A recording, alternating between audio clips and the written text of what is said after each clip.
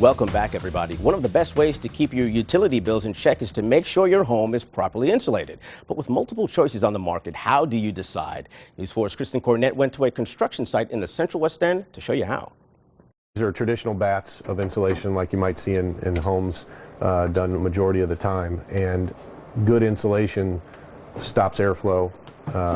And you can see where, even the best effort is going to result in gaps and in an efficient system. The next step up in price and effectiveness is this blown-in wet cellulose. It's made from recycled newspapers, plus is insect and fire resistant. You can see how using this blown-in product fills from stud to stud. The product is leveled in preparation for drywall, and all of that coming off the walls is reused. Here's a similar blown-in insulation, but this is a fiberglass product. It's a slightly better insulator and thus a bit pricier.